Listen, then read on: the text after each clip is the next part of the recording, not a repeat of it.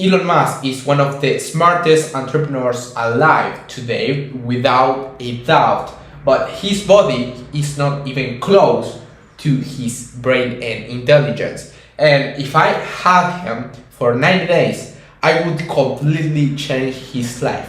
And this is exactly how I would do it.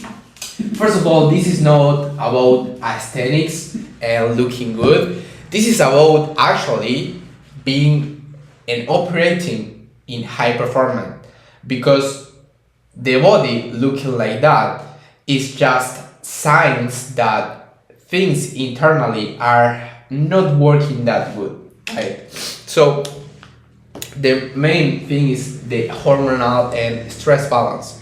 So what happens is that when a person like Elon Musk that takes a lot of decisions daily and have a really tight schedule, have chronic sleep restriction, and he mentioned one time in a podcast that he go to sleep at 1 a.m. every day and wake up at 7 a.m. So he sleeps 6 hours per day, and it's not that much considering the amount of work that he puts in.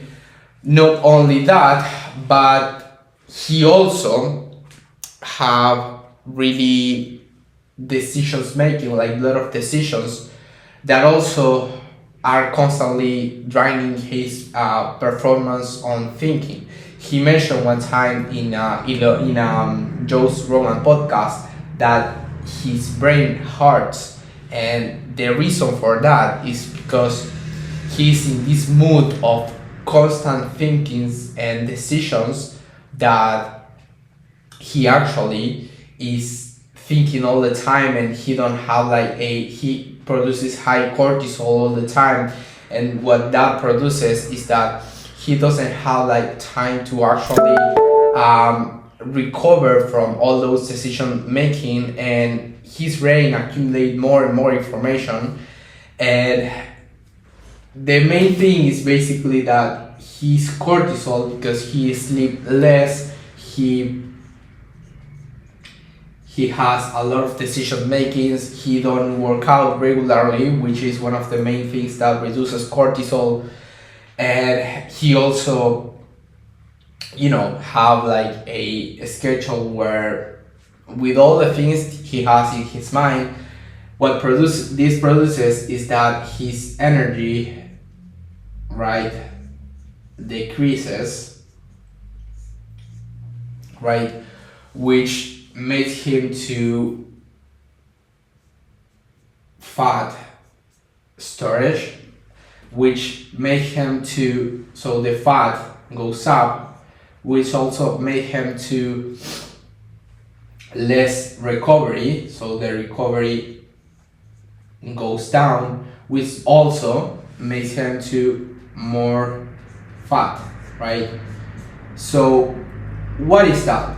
So the reason for this is that when your body have high cortisol, your body is in constant survival mode. So in this mode of when you are all the time thinking on and trying to basically anxious, like you're trying to escape something, that is your cortisol high, that is you're in stress mode. That is something that your body is made from survival, but it's not real. So if you all are happens more in high performance people like Elon Musk, and happens to clients that I work with, where if they run companies, or if they are professionals and they have a lot of things to take care of, what happens is that the cortisol is constantly high. So we need to regulate this. There are a couple of ways. One of the main one is training. Another one is controlling what you eat, but then having good sleep and rest good. Why? Because that is gonna increase your testosterone, right? And why testosterone is important? Because it's the main component for your health. Just 50 years ago, our grandparents had 70% more of testosterone, the double of testosterone that we have right now. So our grandparents had double testosterone that we have right now, and that is not because something evolutionary like our bodies changed. No, that is directly for what we eat and our lifestyle. How do we live? 100%. Like the body takes hundreds of thousands of years to evolve and to get better, like thousands of years. So for the evolution to actually change something. So this is completely correlated to the lifestyle that you live, to how do we eat, how do we do things daily. So what could, in this case, from a person that is literally trying to take the humanity to Mars, like what is the training plan for Elon Musk is gonna look like, right? So what I see here is basically that he can have a lot of consequences in terms of his posture. So he can have a weaker glutes, a weak posture. He can be like curved. He can have like a soft cervical column in the muscles in the back that gives you posture. So that is also can give you some problems in your lower back in the long run, and in the other things, other factors. So the body composition of Elon Musk is basically, I'm seeing here the picture, is skinny fat, and it's the skinny fat phenotype, which is one of the most typical ones, where you have this thing that is basically you have fat. So here's the person, right?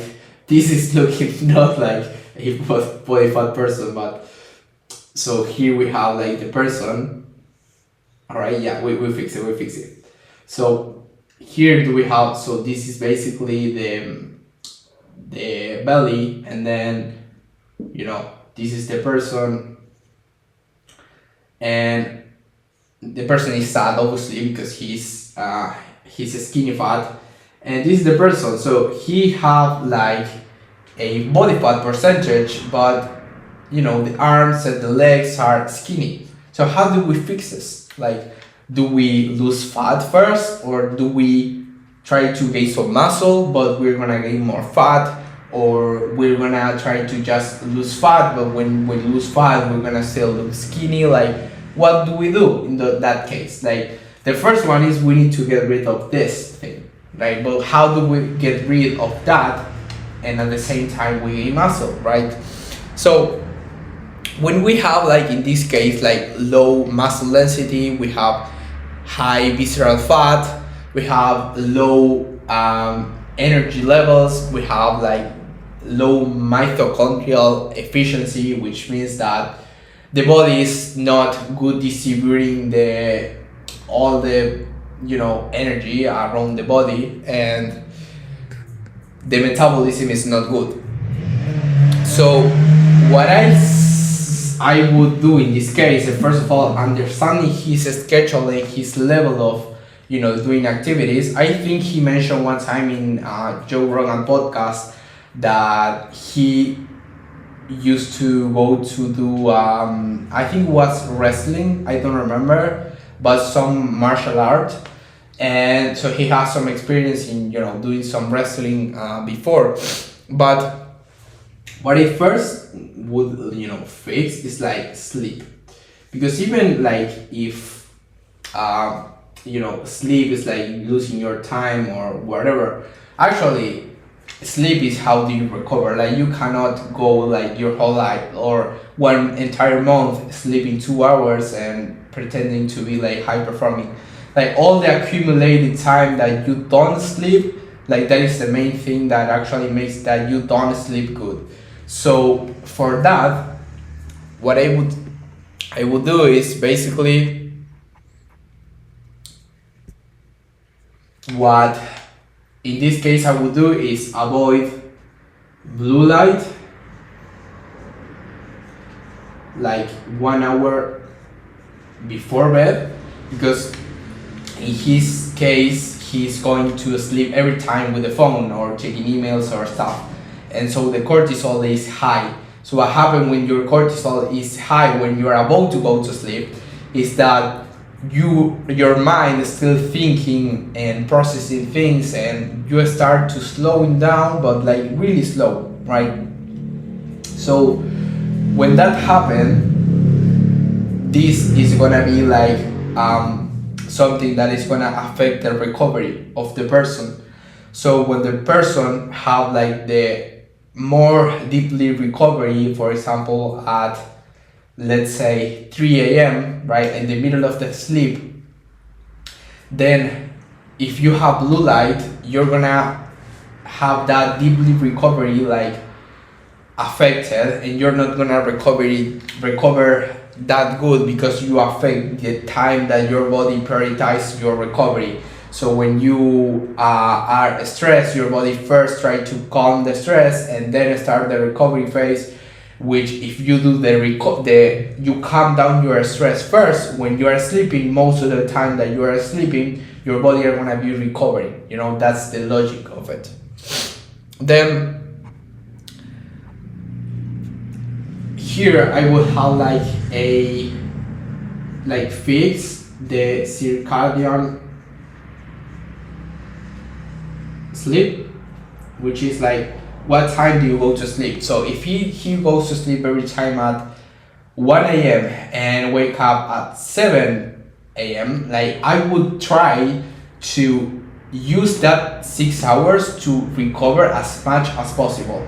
For that, what I will do is fix in the time he goes to sleep, I will just, as I said, like 1 hour before, I would just leave all the blue screens and all that, and I would instead use a paper and pencil, and just write down stuff and try to take decisions, or at least use blue blockers, the glasses, eyeglasses. So when you fix that, you're gonna have basically your circadian rhythm. What means is that your body understands when it's time to go to sleep and when it's time to wake up. So what that is gonna make is that the body understand that what time is the optimal for resting, for recovering. So when the body understand that, we have so much better recovery, and we wake up fresh, like a lettuce. And when we don't have that, we sleep like shit, like most people today, because they go to sleep with the phone, and then when they wake up, they take the phone again, and they keep the cortisol stress levels high.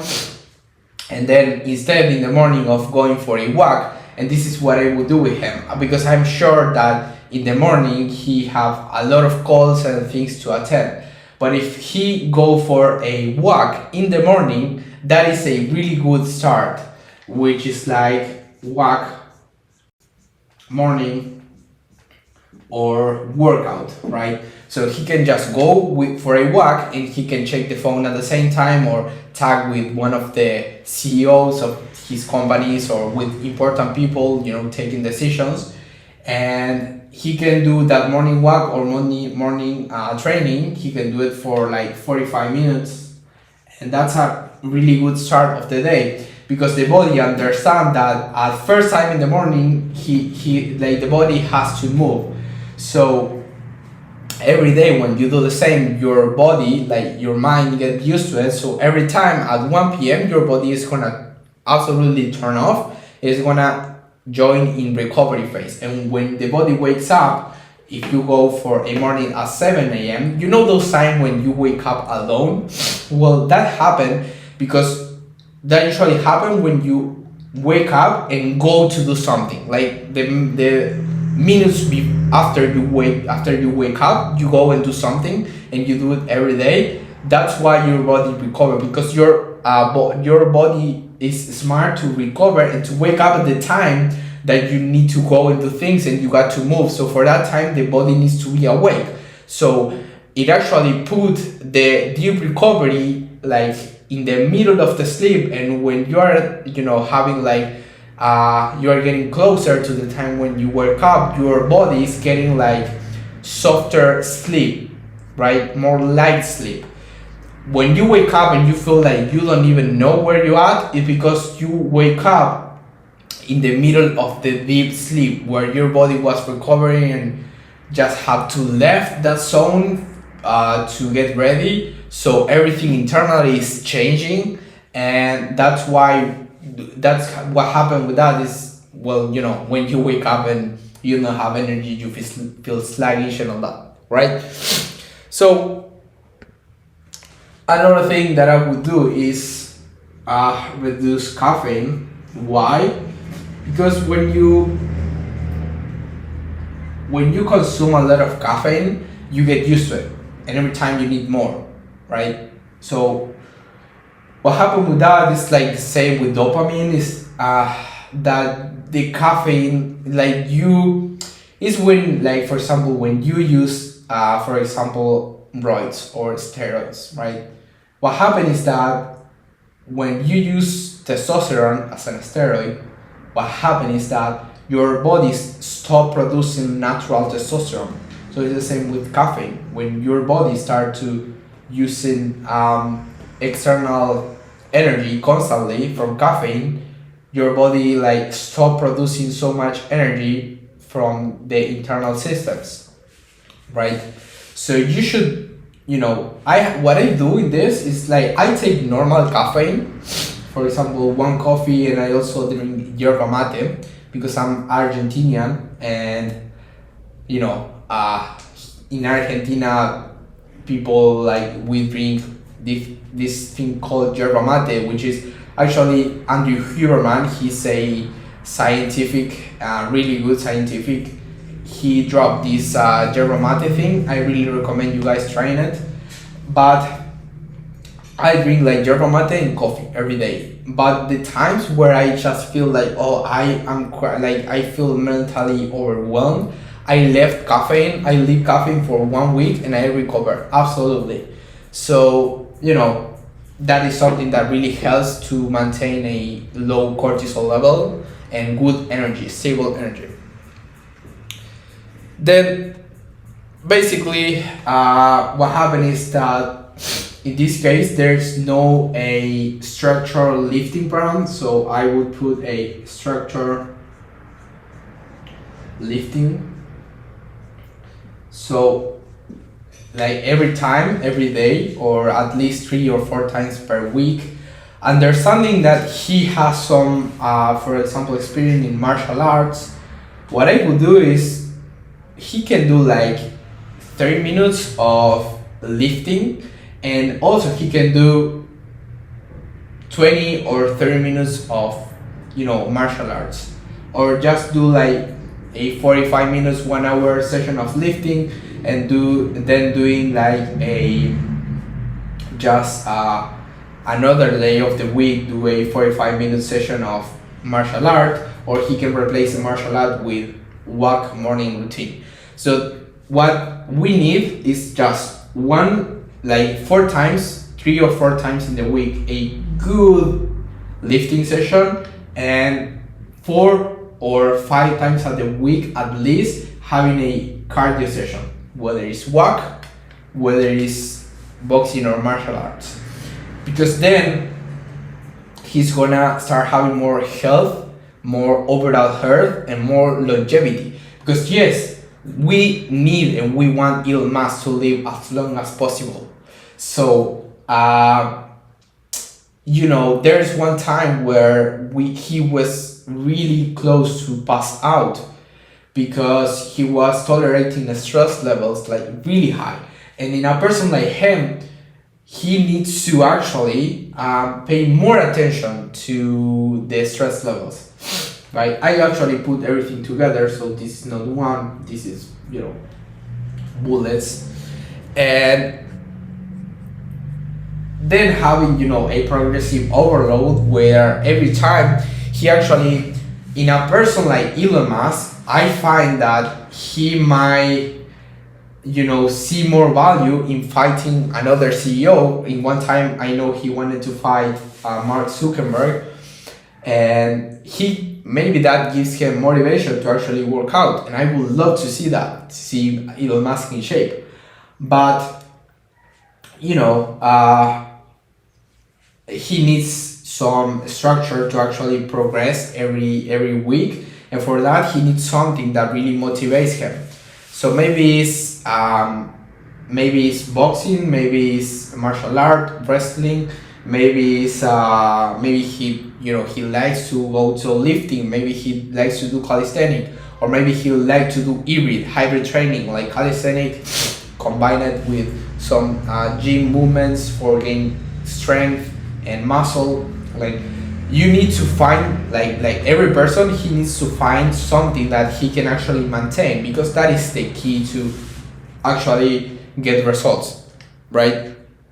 And then what I would work on is the nutritional chaos that he probably has, because of having like a really chaotic schedule. So basically, when it's really easy, most in America eat really high carbohydrates, have a high carbohydrate diet, and we need to regulate that. So what we want to do here is having a 25% of our meals.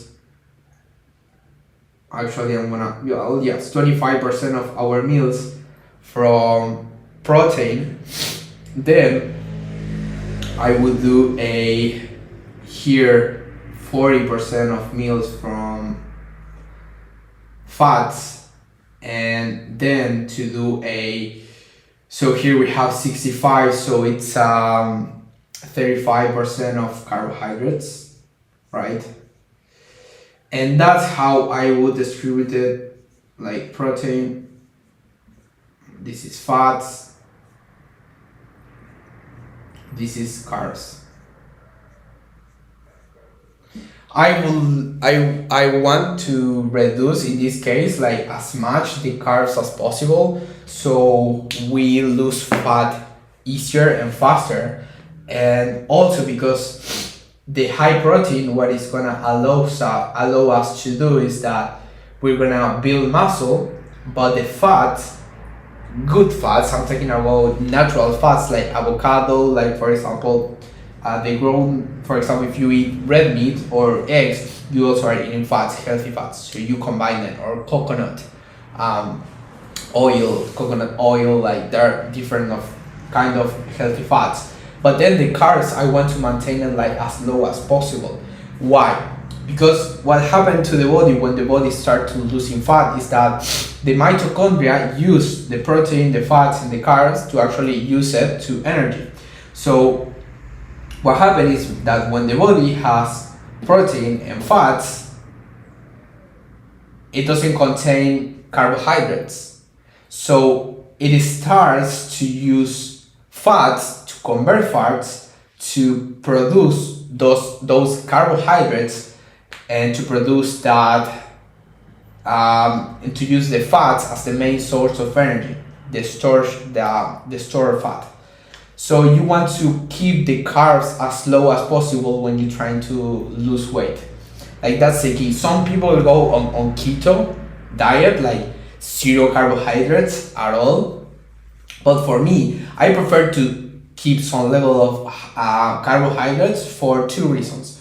First of all, the first one is to maintain it. Like, if you don't eat any carbohydrate at all, you're gonna crave it so much that when you eat some carbohydrate, you're gonna eat all. So it's not good to maintain. It's not good to have that anxiety to eat all the time.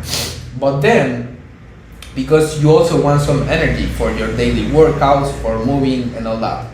So when you have, like, for example, and this is even more if you do some sort of high intensity workout, like for example lifting, if you don't have any carbohydrate, it's gonna be kind of hard for you to actually push yourself to your limits, because 70% of the muscle is water and glucose, right? So it mainly is carbohydrates. So if you keep a some carbohydrates, you're gonna use them to actually to your workouts, and the rest is gonna come from your storage fat. So it's not that you necessarily need to eliminate the fats like 100%. If you want a faster progress, you can do it. But it's what I said, like when you start eating carbohydrates again, you're gonna also gain some weight again.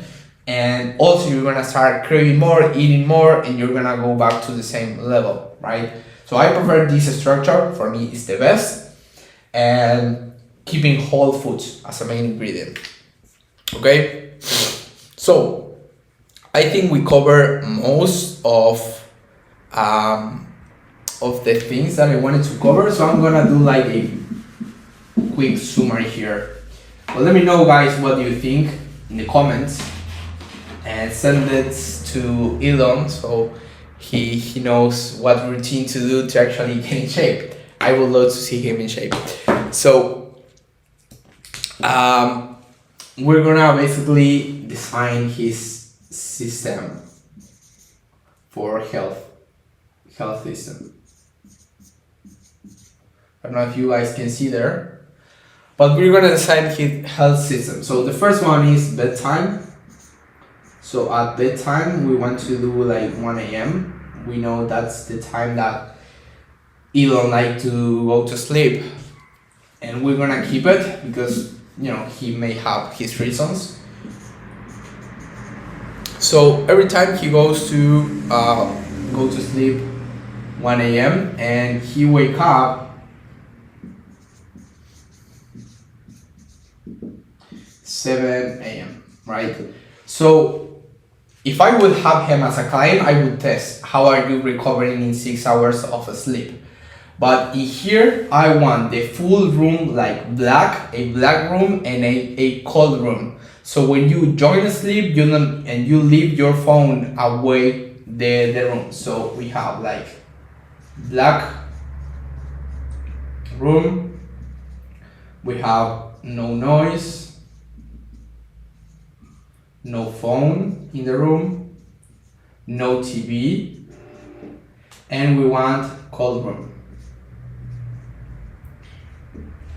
Okay, that is how do you sleep good. And if he's not sleeping good, just have 1 or 2 hours more of a sleep, and we should be okay with that. Okay, so in terms of when we are going to basically, when we wake up, we also want to take sun, morning sun, take morning sun, because that is gonna accommodate his circadian rhythm, right? So in terms of the training,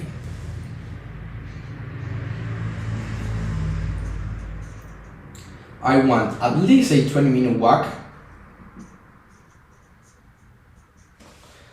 I want to have a 3 full body 20-minute walk, and I'm gonna put it here, 3 full body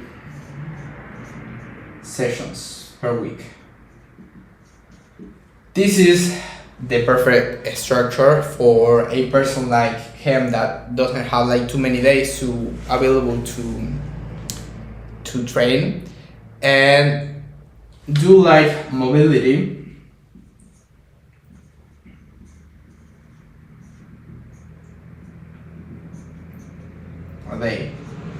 Because he's highly sedentary, and I want him to have like a good posture and good mobility, not be like so tight, so, you know, not being able to move. So I want just a 10-minute mobility routine, and then what we're gonna like in the training aspect, we're not gonna add intensity, like prioritize progressive overload, right? And then in terms of the nutrition, we're gonna target 160 to 180 grams of protein a day, right? No processed snack. This is a rule. And then what we want is to have like 3 to 4 liters of water daily. And the last thing is cut energy drinks. I'm talking about Red Bull,